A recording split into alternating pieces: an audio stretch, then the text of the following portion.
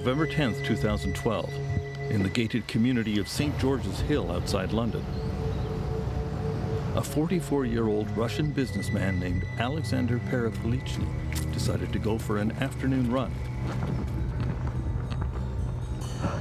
It is a ritzy neighborhood with houses belonging to the likes of Elton John and Kate Winslet. Perepelichny had recently applied for $8 million worth of life insurance policies and had undergone extensive medical tests that showed he was in perfect health. After jogging only a couple of blocks, Perepelichny suddenly had an attack of stomach cramps.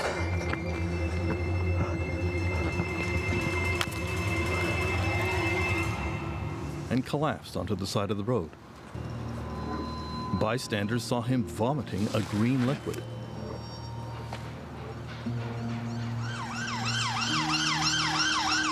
The local police arrived and quickly pronounced it an unsuspicious death. It was anything but that. It turns out that Alexander Perepelichny was a key figure in an international corruption scandal that has shattered relations between Russia and many Western governments, Canada included. It is the story of the theft of hundreds of millions of dollars from the Russian treasury by criminals in the Russian mafia and inside the Russian government. There is a trail of murders and other suspicious deaths and allegations of a cover-up here in the UK. It all began with a fearless Russian lawyer and whistleblower named Sergei Magnitsky. Sergei Magnitsky was a brilliant but unassuming Moscow tax lawyer who found himself in a life-or-death struggle against the Putin regime in 2008. He was a fun-loving family man until he went to work for the largest foreign investor in Russia at that time, the American-born British hedge fund owner, Bill Browder. Sergei was probably the smartest lawyer I knew in Russia. He was young, but he was incredibly smart, efficient, and effective. And so he could do 10 things in the time that it took other people to do one. On June 4, 2007, a gang of Russian policemen arrived in the Firestone Duncan law offices in Moscow, where Sergei Magnitsky worked. They ransacked the place, gathering up everything that had to do with the companies owned by Bill Browder's $4.5 billion hedge fund, Hermitage Capital. Know that nothing you say matters. Jamie Firestone was Hermitage's senior lawyer. They all had trials. So we had, as their lawyers, the documents necessary to change the ownership of these companies. We had the charters, we had the seals, without which you cannot take control of these companies. And that their object was to find those things and take them and hand them to the people who were later to commit the fraud. Sergei Magnitsky eventually pieced together the details of the massive fraud. The police raid was orchestrated by a senior Russian Interior Ministry official named Pavel Karpov. The materials seized in the raid were passed over to a criminal mastermind named Dmitry Kluyev. He used the corporate seals to fraudulently seize control of the Hermitage companies. Then, at the Moscow tax office, he fraudulently applied for a $230 million refund of taxes the Hermitage companies had paid over several years. He paid off corrupt officials in the tax office to approve the refund. The massive theft was pulled off in one day. December 24, 2007, Christmas Eve. Bill Browder was astounded. Normally in the West, you have organized crime and you have government. In Russia, organized crime is merged into the government. And they have people in the government who fulfill certain roles, and you have people within organized crime organizations that fulfill other roles, and they're all operating as a highly organized, fully cohesive criminal enterprise. All the low-paid government officials involved in the fraud suddenly started spending huge sums of cash in Moscow. They bought fleets of expensive cars and luxury apartments for themselves and their relatives. One lowly tax official built a 12,000 square foot, $20 million mansion in Moscow's most exclusive neighborhood. no one was arrested.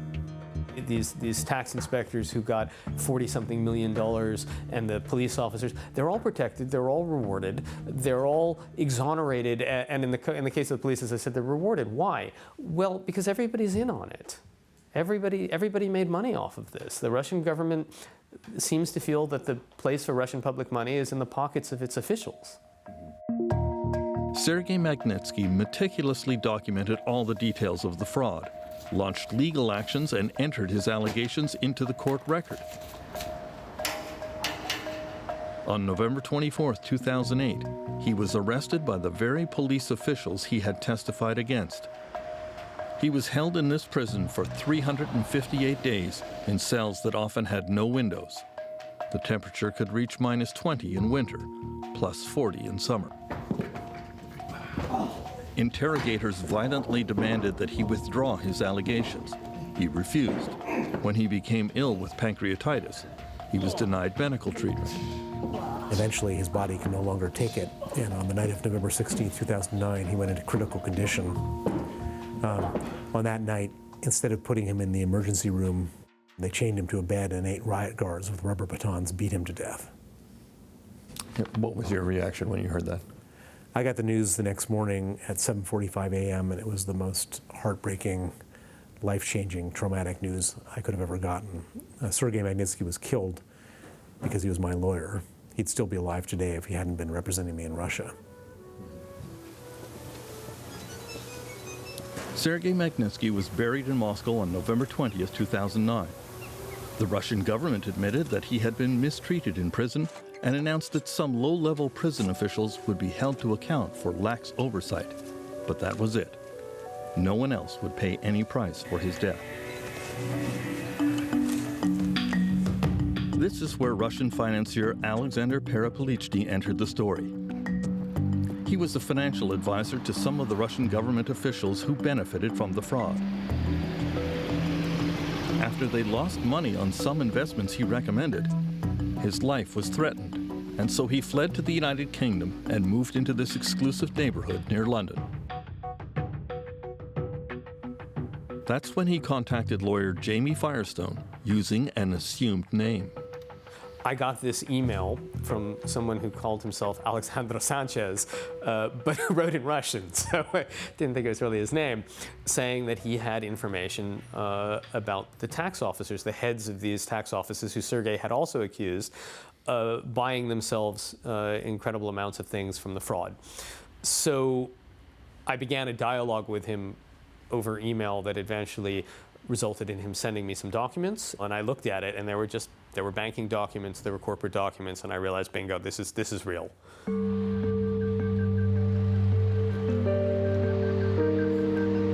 Firestone agreed to meet his mysterious source Hello? at the Polo Bar in the Westbury Hotel in London.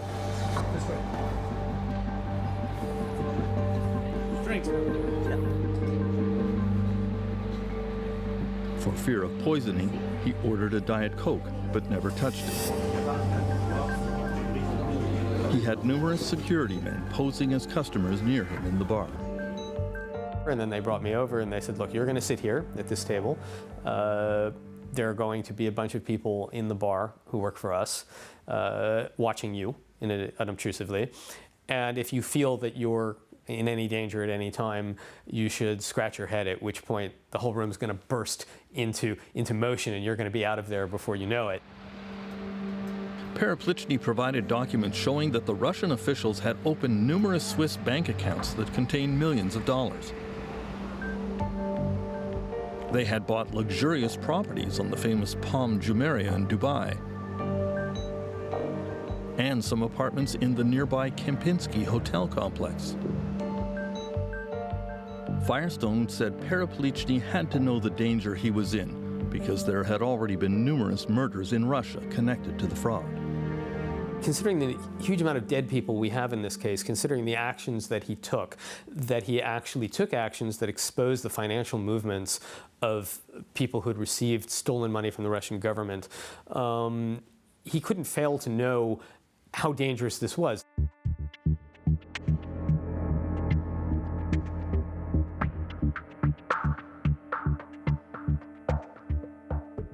When Perepelichny's death made news in the UK, everyone immediately compared it to the famous case of Alexander Litvinenko, the former KGB officer who was murdered in London by Russian agents with the radioactive poison polonium-210. CNN national security correspondent Michael Weiss. These former KGB guys who now essentially run the Russian state. There's nothing worse than betrayal by one of your own. So America spies on us. America does provocations or operations that we do to them. That's fair game. But a Russian gangster or a Russian intelligence officer who betrays his own side is marked for death. That's why Litvinenko was killed. That's probably why Perepelichny was killed. Vladimir Kara-Murza is another Russian dissident who was mysteriously poisoned on 2 occasions. He was in a coma for days and narrowly survived. Both of those assassination attempts were retribution for my political activities in the Russian opposition. And I think more specifically, my involvement over the last several years in the international campaign for Magnitsky-style personal targeted sanctions against corrupt officials and human rights abusers in Vladimir Putin's regime. The KGB and other Russian secret services have operated a secret laboratory to develop undetectable poisons. In the Stalin era, it was nicknamed the Chamber. They've had this secret lab since at least the 1930s, where they have been poisoning people with sophistication and with great effectiveness. And we know that they've been doing this both inside the Soviet Union and Russia and outside the Soviet Union and Russia.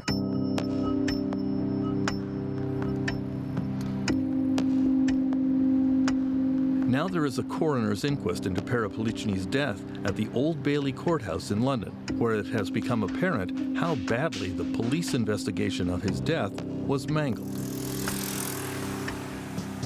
Perepelichny spent most of the last 48 hours of his life in Paris, where he spent the weekend at the Bristol Hotel with an apparent mistress, Elmira Medinska.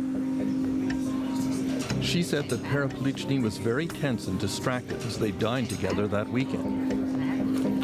But the police have not interviewed her or other key witnesses in France.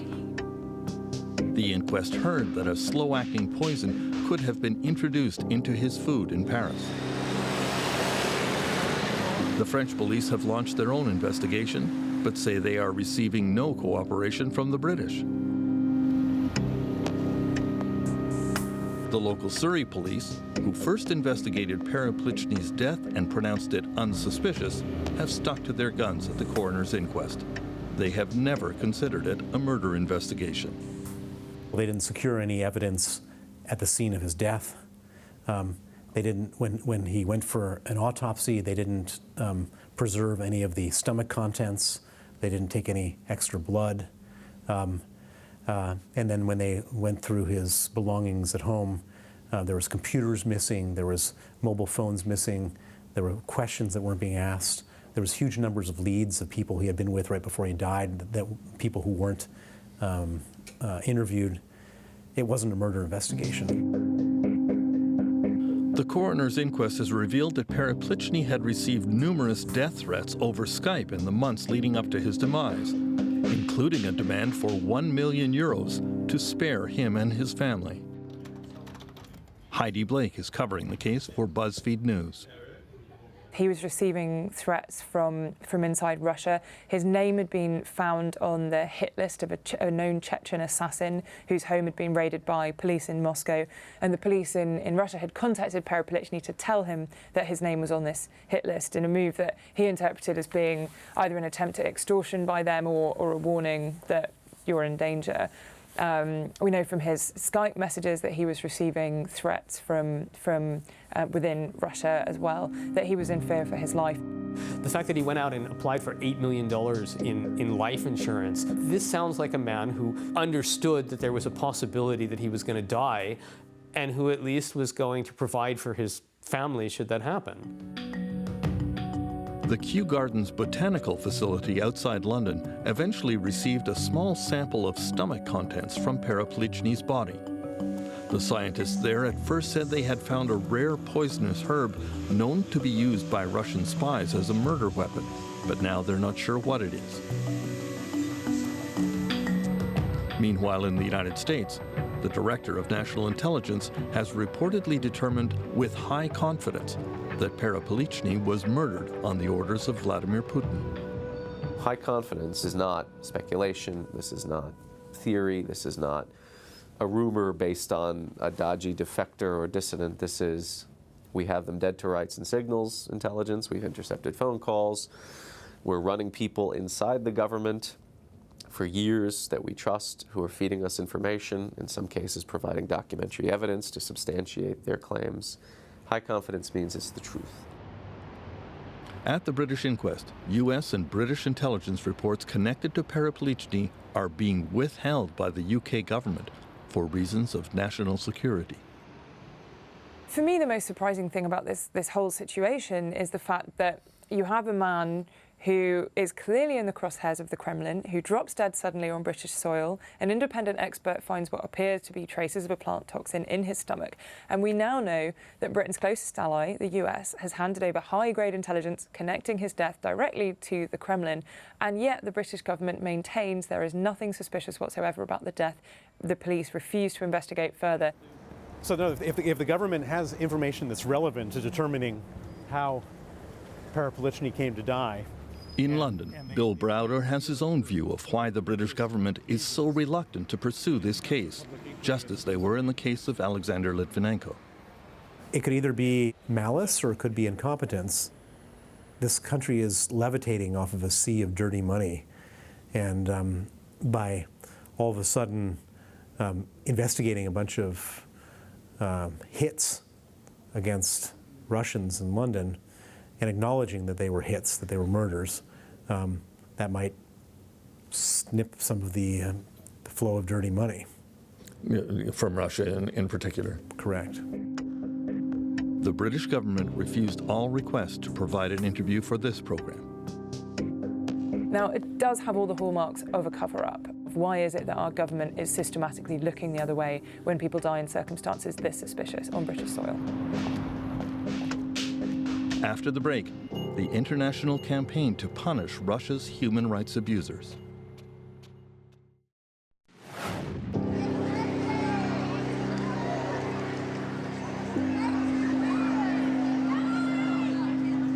Bill Browder has devoted 8 years to a campaign to get justice for Sergei Magnitsky. On numerous trips to Washington with Magnitsky's family, his crusade gathered momentum and the support of key senators like John McCain. In the House of Representatives, Democratic Party Congressman Jim McGovern introduced legislation to punish those responsible for Magnitsky's death. So we drafted the legislation that basically would hold human rights violators to account by denying them the right to travel here, by freezing their assets so they can't hide their money in our banks. And we thought it was important that they know that there's a consequence to their behavior. The U.S. Magnitsky Act was signed into law in 2012 by President Obama. Vladimir Vladimirovich Putin. Vladimir Putin began his third term as president of Russia on May 7, 2012. Within 3 hours, he signed numerous government decrees ordering several government ministries to take all possible countermeasures to fight the American Magnitsky Law. For some, the key to the Putin regime's special sensitivity was revealed in the famous Panama Papers leak, which traced some of the fraud proceeds to foreign personal bank accounts obviously controlled by Vladimir Putin himself. Putin is a beneficiary of these crimes, and specifically of the crime that Sergei Magnitsky exposed. We've traced some of the $230 million that Sergei Magnitsky exposed and got him killed to a person revealed by the Panama Papers to be a recipient of $2 billion worth of money on behalf of Putin, and he was also a recipient of this money. His name is Sergei Roldugin. He's a famous cellist, and he's received $2 billion of money from Russian oligarchs, from Russian state banks, and from this crime. The Putin regime's first answer to the U.S. Magnitsky Act came with the suspension of a program that allowed American families to adopt needy Russian orphans, often children with disabilities that very few Russian families would be able to care for. Like, who would do that? Targeting innocent children? I mean, I don't know what kind of human being would even think like that. The Magnitsky story is now part of the Trump-Russia investigation by the U.S. Special Prosecutor. At Trump Tower on June 9, 2016, emissaries from the Russian government met with Donald Trump Jr., Trump's son-in-law Jared Kushner, and then Trump campaign manager Paul Manafort to seek the suspension of the Magnitsky Act in exchange for Russian help in the U.S. election campaign. When the secret meeting became public months later, President Trump tried to suggest it only concerned the Russian adoption issue.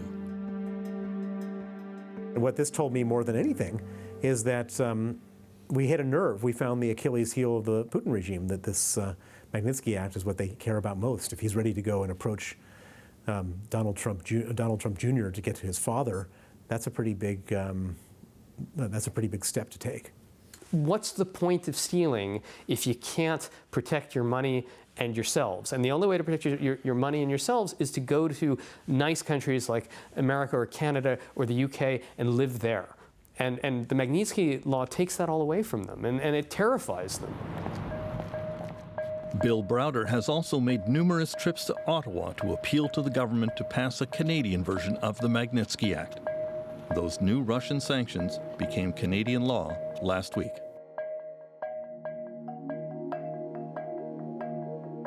The family and friends of Sergei Magnitsky hope that more such laws around the world will send a message to Moscow that human rights abusers will eventually face some sort of accountability. For The National, I'm Terence McKenna in London.